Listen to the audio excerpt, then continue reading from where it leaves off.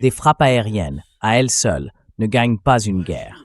Il faut des forces au sol capables d'exploiter les effets de ces frappes, de progresser et de prendre le contrôle du terrain. Sans ça, aucune guerre ne peut se conclure avec succès. C'est impossible. Les Russes, on pourrait penser qu'ils l'ont compris depuis longtemps. Mais pour différentes raisons, le président Poutine a choisi de faire preuve de retenue. Il a voulu garder ses forces en réserve. D'abord, il ne veut pas gouverner toute l'Ukraine. Certains disent, s'il ne prend pas l'Ukraine, c'est qu'il est faible. C'est absurde. Il ne veut tout simplement pas gouverner l'Ukraine. Ce qu'il veut, c'est éviter que l'Ukraine devienne un bastion pour de futures attaques de l'OTAN contre son pays. C'est tout.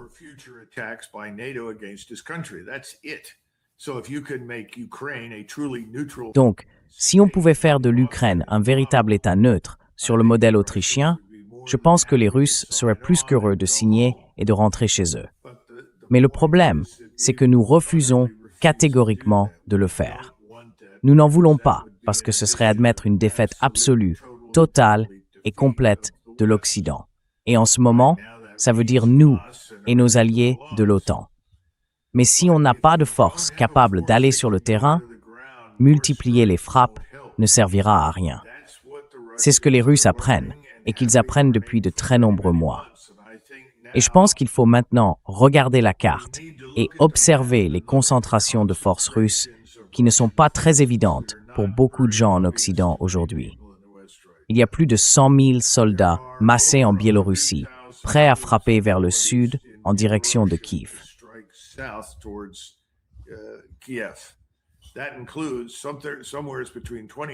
Cela inclut entre 20 et 30 000 soldats nord-coréens. Il y en a un autre quart de million qui opère dans la partie nord de l'est de l'Ukraine et environ 250 à 300 000 dans le sud, en direction d'Odessa. Ils pourraient traverser cette rivière quand ils le veulent et finir par descendre pour prendre Odessa. Si Odessa tombe aux mains des Russes, c'est terminé. Absolument, sans aucun doute. Parce qu'à ce moment-là, l'Ukraine n'a plus aucun accès à la mer. Le reste, notamment Kiev, tomberait de fait sous contrôle russe. Maintenant, certains disent « Oh, ils ne feront jamais ça, ils n'iront pas jusque-là ». Moi, je pense que c'est très très probable. À moins que, et c'est important, les gouvernements à Berlin, à Londres et à Paris ne changent.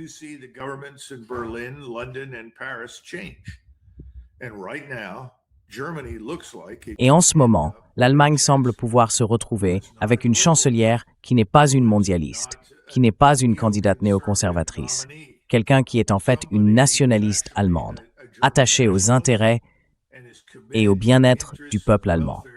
Et cette personne, c'est Alice Weidel. Elle pourrait, en théorie, devenir chancelière. On ne peut pas gouverner ce pays aujourd'hui sans l'AfD. Le parti a environ 30% de soutien et ça continue de monter dans l'électorat allemand. Si cela se produit, l'AfD a été très clair. Ils comptent recommencer à acheter de l'énergie bon marché à la Russie. Ils ont aussi dit clairement qu'ils expulseraient les forces armées des États-Unis du sol allemand. Et ils auraient raison. Nous aurions dû quitter cet endroit il y a 30 ans.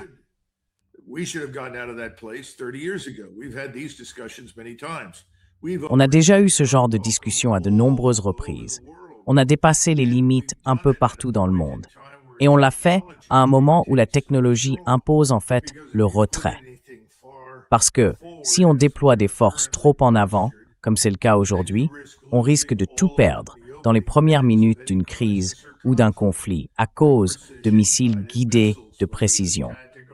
Qu'il s'agisse de missiles balistiques tactiques, de missiles balistiques de théâtre ou de systèmes sans pilote de différents types. Peu importe lesquels, on ne peut pas y survivre. Donc c'est logique que ça change. Le nouveau chancelier allemand, lui, ne mettra absolument pas l'Allemagne sur un pied de guerre total pour financer la création d'une nouvelle armée façon Seconde Guerre mondiale. Ce serait une perte d'argent pour les Allemands.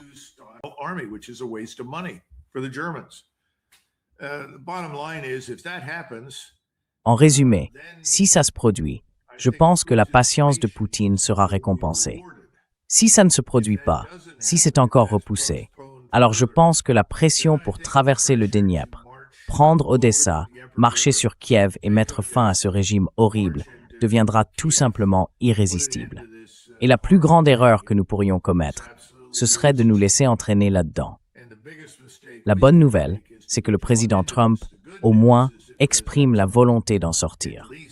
Le problème, c'est que nous continuons à fournir les données essentielles issues de nos satellites, de nos services de renseignement et de nos plateformes, qui permettent aux Ukrainiens de faire ce qu'ils font contre les infrastructures russes, y compris malheureusement des cibles civiles qui ont été touchées et ont entraîné des morts inutiles parmi les civils.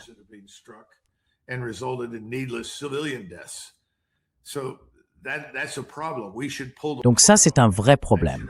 Il faut qu'on y mette fin. Ça aurait dû être fait depuis longtemps. Ça aurait dû se faire quand Trump a été investi pour la première fois. Il ne l'a pas fait. Et en même temps, ça veut dire que les Russes, qui autrement, je pense, auraient pu nous aider et nous soutenir face à l'Iran, n'ont absolument aucune raison de le faire. Et d'ailleurs, on a maintenant ce général à la retraite, Davis. C'est lui, le brillant architecte de notre retrait d'Afghanistan, celui qui a fait tant parler de lui et son ami Mackenzie. Et Davis dirige en ce moment une délégation de personnes à Taïwan, issues du complexe militaro-industriel et du Congrès, qui sont là-bas pour examiner quels nouveaux investissements américains pourraient être faits dans les capacités militaires de Taïwan.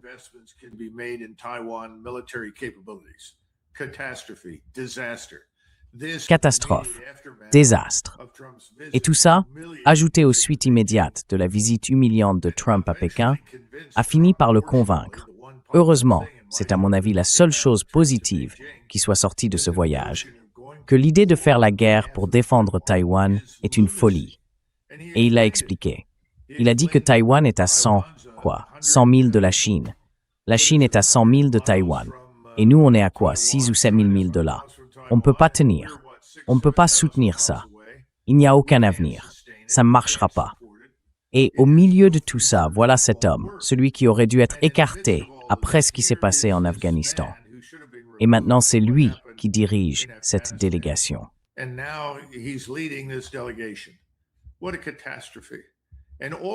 Quelle catastrophe! Et tout ça contredit Trump. On en revient au point de départ. C'est toi qui as commencé avec ça. Alors, qu'est-ce que Trump dit vraiment? Qu'est-ce qui est vrai? Qu'est-ce qui ne l'est pas? Qu'est-ce qui a du sens? Qu'est-ce qui n'en a pas? Et au fond, personne ne le sait, parce que c'est complètement incohérent. Ça change tout le temps.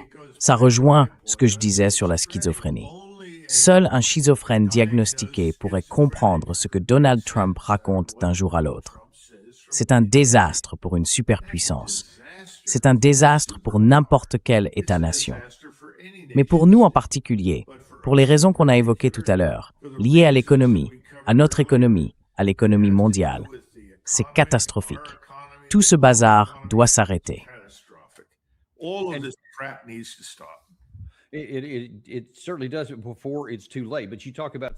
Oui, il faut le faire avant qu'il ne soit trop tard. Mais vous parlez de schizophrénie, et qui sait ce que ça provoque?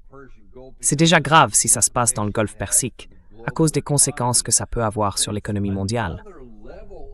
Mais c'est encore un autre niveau de problème quand ça se passe en Russie, à cause du risque d'escalade à grande échelle, voire même nucléaire.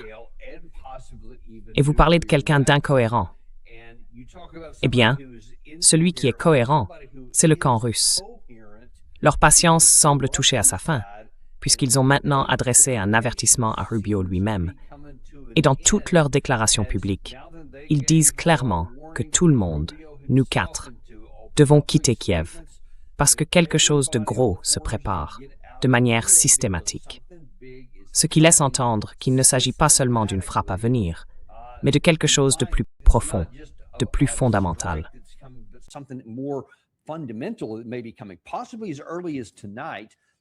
Peut-être dès ce soir, on a dit aux gens de partir de là. Alors, d'abord, que pensez-vous de cette affirmation?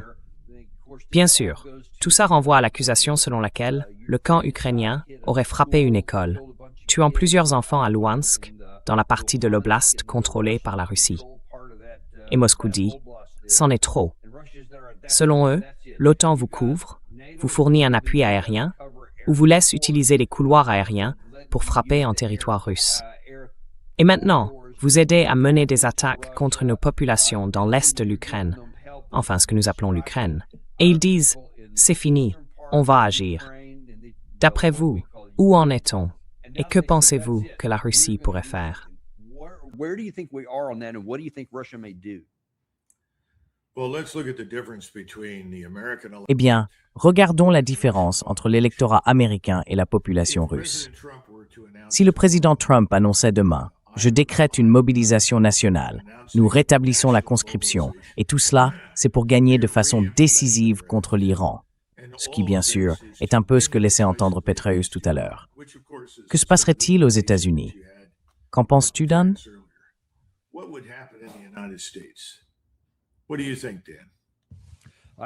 Je veux dire, je pense que les gens seraient furieux. Ils deviendraient complètement fous. Ils n'ont pas envie d'aller se battre dans une guerre contre quelqu'un d'autre. Bien sûr, ils diraient, mais enfin, qu'est-ce qu'on est en train de faire? C'est insensé. Qu'est-ce qu'on en a à faire de ce qui se passe dans le Golfe Persique? On est aux États-Unis. Qu'est-ce qu'on fait là? Et surtout, qu'est-ce que vous faites pour régler mes problèmes? Mon problème, c'est d'acheter de l'essence, d'acheter à manger et tout le reste. Exactement. Mais en Russie, c'est différent. La population et le gouvernement sont beaucoup plus proches, beaucoup plus en phase que ce que les gens aux États-Unis ou en Occident imaginent. Les Russes en ont marre. Ils en ont assez. Ils veulent que ça se termine. Et si Vladimir Poutine disait « J'ai résisté, je m'y suis opposé, mais je ne vois plus d'alternative. Je mobilise la Russie pour faire la guerre afin de mettre fin à la guerre avec l'Ukraine. » Eh bien, ce serait bien accueilli en Russie. Les gens préféreraient se battre une bonne fois pour toutes, plutôt que de continuer à vivre avec cette absurdité.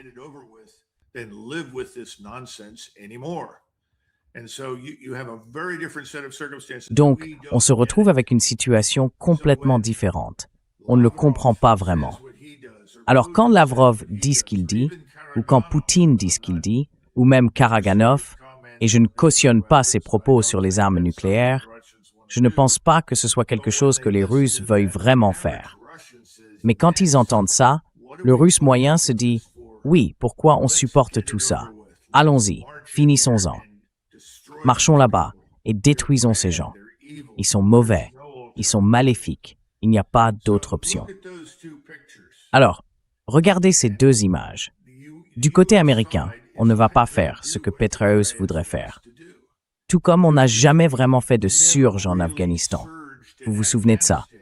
On parlait d'envoyer entre 80 et 100 000 soldats, et puis quelqu'un a dit, bon, on est descendu à quoi? 38 ou 40 000.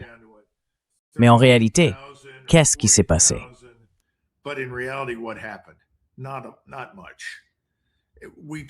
Pas grand-chose. Pendant des années, on a parlé du pivot vers la Chine. Et ce pivot, en privé, on nous disait toujours qu'il coûterait une fortune parce qu'il faudrait dépenser des centaines de milliards de dollars pour construire de nouvelles bases, de nouvelles infrastructures partout en Asie, afin de soutenir des opérations contre les Chinois. Alors, qu'est-ce qui s'est vraiment passé en Asie avec cette guerre contre la Chine? Pas grand-chose. Maintenant, parlons de la réalité. Notre économie est fragile. Le système financier est au bord de l'effondrement. L'inflation augmente. Les taux d'intérêt montent. Le marché obligataire pourrait très bien s'écrouler. Qu'est-ce qu'on va faire? Pas grand-chose non plus. Alors soyons honnêtes et arrêtons de faire semblant. Les bluffs sont dangereux parce que les Russes, eux, ne bluffent pas.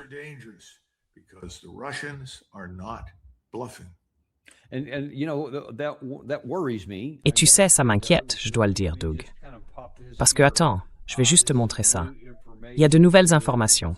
Moscou affirme que des mines ont été découvertes sur un pétrolier. Il arrivait de Belgique. 7 kilos d'explosifs chacun auraient été fixés sous la coque, sous l'eau. Et ça aurait pu... Je ne sais pas si c'était une opération sous faux drapeau. Je ne sais pas exactement ce que c'était.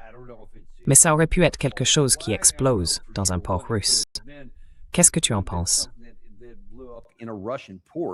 What do you make of this? What I make of it is as follows. Voici comment je vois les choses. Le président Trump a complètement échoué à exercer le leadership qu'en tant que président des États-Unis, il est censé apporter à l'organisation du traité de l'Atlantique Nord. Tout ce qu'il a fait, c'est intimider, attaquer, maltraiter et offenser les gens, dans l'espoir de les pousser à dépenser davantage pour la défense nationale. Si certains appellent ça du leadership, très bien. Moi, je n'y vois pas la moindre preuve d'un vrai leadership. Et le leadership qu'il devrait montrer aujourd'hui, c'est de mettre fin à cette absurdité en Ukraine. C'était dès le départ la première chose qu'il devait faire, parce que cette guerre en Ukraine a toujours été dangereuse. Il n'y a jamais eu aucune garantie qu'elle ne s'enflammerait pas soudainement et ne s'étendrait pas. C'est ce que tout le monde craignait depuis le début, et à juste titre, toute personne sensée pouvait naître.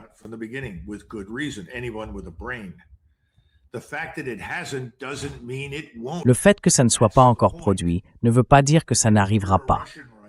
C'est justement ça, le problème. Et si vous êtes russe aujourd'hui et que vous regardez ce que les pays baltes ont fait pour faciliter et soutenir ces attaques à l'intérieur de la Russie, si vous regardez la Pologne et ce que les Polonais ont fait, les Allemands, les Tchèques, les Scandinaves, les Britanniques, tous ces pays, d'une manière ou d'une autre, ont apporté des éléments, du renseignement, du matériel, de la technologie. Alors vous en tirez la conclusion qu'il faut agir. Et agir dans ce contexte, c'est souvent très grave. Et cette fois, ça pourrait être catastrophique. Le président Trump doit intervenir et dire « ça suffit ». C'est très simple. On n'envoie pas 5000 soldats de plus en Pologne quand les Allemands vous disent de partir. On n'envoie pas 5000 soldats de plus en Pologne quand on essaye de mettre fin à une guerre stupide, autodestructrice et dévastatrice en Ukraine.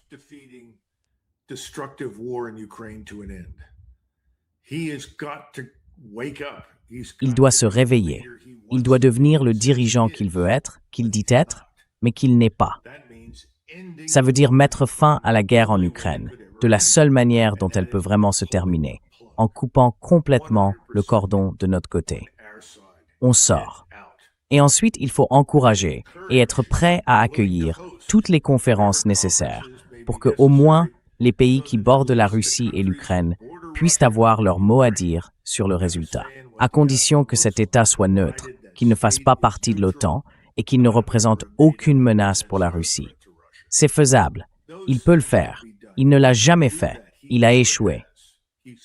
Et pour ce qui est du Golfe Persique, puisque nous n'allons pas envahir l'Iran pour qu'il devienne ce qu'Israël voudrait qu'il soit, il est temps d'avoir une vraie prise de conscience, pas de suivre Netanyahou et de mettre fin à la guerre.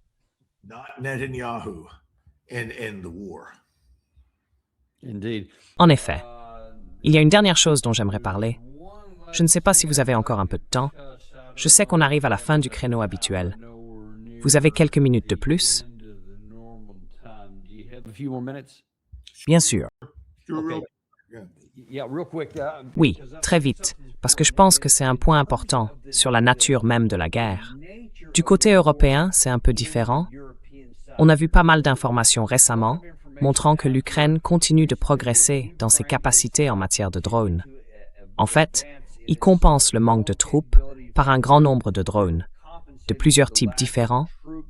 Leur technologie a vraiment évolué et ils frappent désormais plus profondément à l'intérieur du territoire russe. Mais si on regarde du côté russe, le ministère de la Défense a publié des chiffres qui ne correspondent pas à ce que beaucoup de gens imaginent. Selon eux, 55% des pertes infligées aux Ukrainiens viendraient encore de l'artillerie et des roquettes, 32% de la puissance aérienne et seulement 8% des drones, y compris les drones à vue subjective, etc. Et ça m'a surpris parce que j'avais entendu, comme beaucoup d'autres, que c'était l'inverse, qu'en réalité, la part des drones était bien plus élevée dans la guerre moderne. Alors qu'est-ce que vous pensez de ces chiffres? Est-ce qu'ils sont crédibles, selon vous?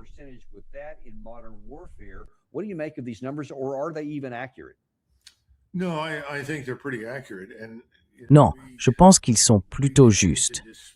Et tu sais, on a tendance à rejeter tout ce que disent les Russes d'emblée, mais je crois que c'est une grave erreur. on ferait bien de regarder ces pourcentages de plus près. L'artillerie, comme tu le sais, Dan, a toujours été le grand tueur sur le champ de bataille. En 1945, quand on a tenu la conférence d'après-guerre de l'armée à Bad Tölz, en Bavière, George Patton est entré dans la salle. Tout le monde était déjà assis. Presque tous les généraux étaient là. Il en restait encore 2 ou 3 qui arrivaient, et la séance a commencé. Patton s'est levé et a dit « Eh bien, messieurs, on sait tous qui a gagné cette guerre. L'artillerie. Maintenant, prenez un instant pour y réfléchir. L'artillerie. J'ai dû interviewer au moins 1 millier d'anciens combattants allemands au cours de ma carrière.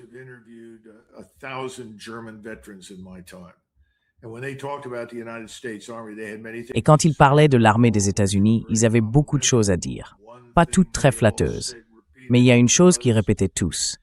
L'artillerie américaine était dévastatrice, précise et réactive. C'est aussi vrai aujourd'hui pour les Russes. Et en plus de ça, on a maintenant ce qu'on appelle la puissance aérienne. Cette puissance aérienne a eu un impact énorme pendant la Seconde Guerre mondiale.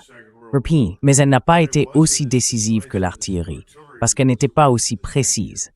Aujourd'hui, ça a changé. On peut bombarder et utiliser la puissance des missiles avec une précision et une exactitude extraordinaires. Alors, quand on regarde ces 2 premiers pourcentages, ça a parfaitement du sens. Mais pourquoi tout le monde parle-t-il maintenant des FPV, des systèmes sans pilote et des munitions rôdeuses?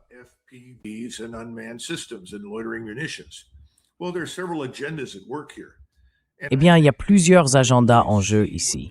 Et je pense que les gens voient toujours ce qu'ils veulent voir, plutôt que ce qui est réellement là.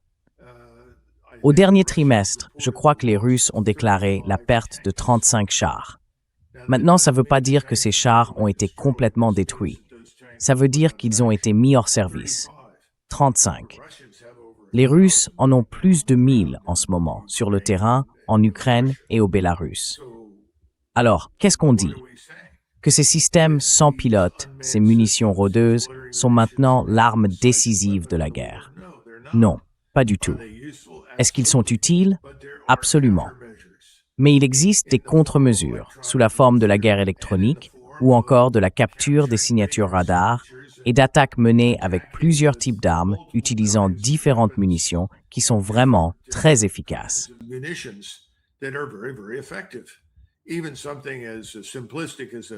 Même quelque chose d'aussi simple qu'un fusil de chasse peut être efficace contre ces drones FPV.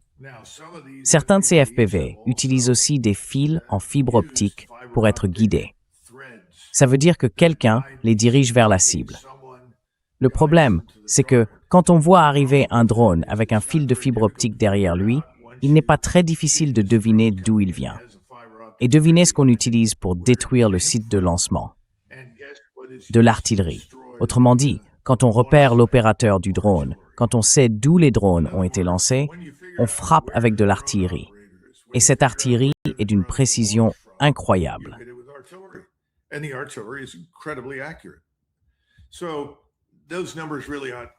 Donc ces chiffres ne sont pas vraiment surprenants. Le dernier point, c'est qu'il y a en ce moment, selon moi, une tendance très malsaine et dangereuse au sein des forces armées américaines. On veut revenir en arrière. On veut retourner, avec Dave Petraeus, à 1942, à la guerre interarmes.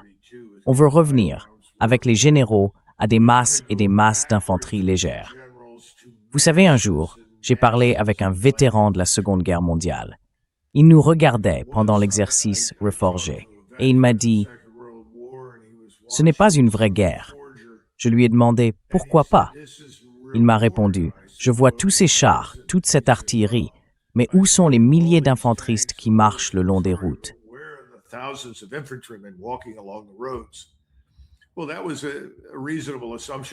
Eh bien, c'était une hypothèse raisonnable de sa part, compte tenu de son expérience. Mais le problème aujourd'hui, c'est que le fantassin est beaucoup plus vulnérable qu'avant. Il est plus facilement tué, plus facilement mutilé que jamais dans l'histoire. Et si les Russes ont subi si peu de pertes, c'est d'abord parce qu'ils se retranchent dès qu'ils le peuvent, pour une raison ou une autre, et ils le font très efficacement. Mais aussi parce qu'ils se déplacent dans des véhicules blindés. Et ces véhicules sont désormais protégés. Ils le sont à l'intérieur même du blindé, grâce à différents systèmes de contre-mesures. Mais surtout, ils opèrent au sein d'un réseau intégré de défense aérienne et antimissiles.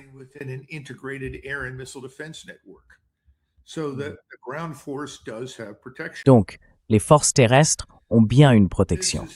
C'est quelque chose qu'on oublie complètement. Et on se met à imaginer une sorte de Superman avec un jetpack et une arme laser qui virevolte sur le champ de bataille et gagne la guerre tout seul. Vous voyez ce que je veux dire? Ce genre de folie, c'était à la mode dans les années 30. On avait déjà des fusées et des pistolets laser dans les histoires de science-fiction. Et depuis, à différentes époques, certains physiciens ont annoncé qu'on était sur le point d'avoir ces armes à rayons, que ce serait pour la semaine prochaine, le mois prochain, l'année prochaine. Mais ça n'est jamais arrivé. Et beaucoup de ces choses-là ne verront pas le jour avant très longtemps, si tant est qu'elles arrivent un jour. Et encore une fois, tout le monde oublie la contre-mesure. À chaque mesure, il y a une contre-mesure. Il n'existe pas d'arme miracle aujourd'hui.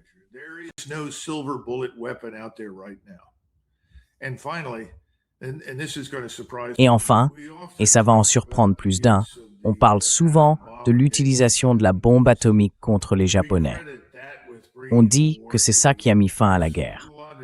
Mais il y a beaucoup de débats là-dessus, parce qu'en réalité, l'offensive soviétique en Mandchourie, en août 1945, c'est ça qui a vraiment terrifié les Japonais.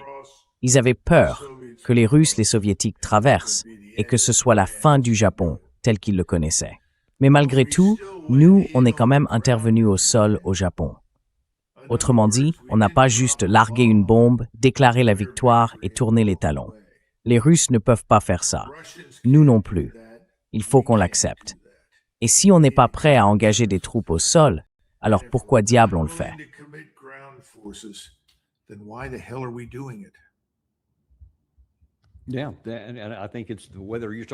Oui, et je pense qu'on parle de la guerre en Iran ou de la guerre contre la Russie en Ukraine, on veut juste que ce soit simple. On veut simplement que nos préférences deviennent réalité, même si ce n'est pas le cas. Et c'est justement ce genre d'attitude, à mon avis, qui risque de nous mener à notre défaite finale, voire à notre disparition comme superpuissance si on continue sur ces chemins sombres. Eh bien, écoute, Doug, on te remercie vraiment d'être venu aujourd'hui et d'avoir mis tout ça en lumière, parce qu'on n'a pas souvent accès à ce type d'informations venant d'autres personnes.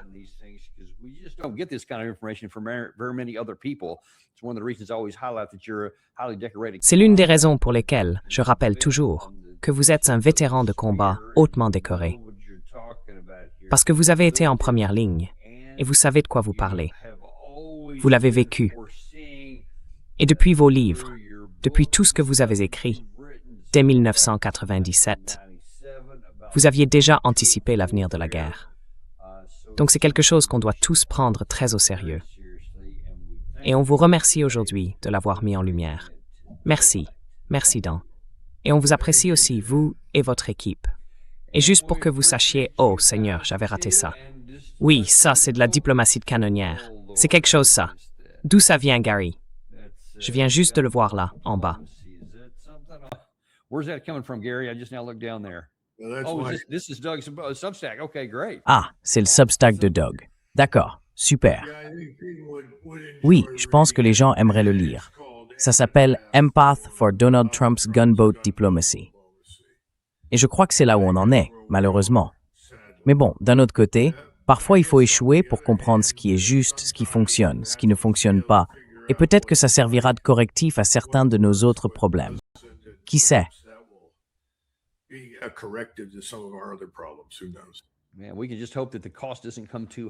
On peut juste espérer que le prix à payer pour apprendre ces leçons ne soit pas trop élevé. C'est tout ce qu'on peut faire. Et puis pour vous prévenir, on a aussi quelques invités très intéressants aujourd'hui. D'abord, on recevra le professeur Marandi qui va nous donner une analyse sans détour. Voici ce que dit le camp iranien. Oubliez la façon dont c'est présenté dans une grande partie des médias occidentaux. On va entendre directement la version de la source. en direct de Téhéran, cet après-midi à 13h avec le professeur Marandi pour savoir exactement où ils en sont.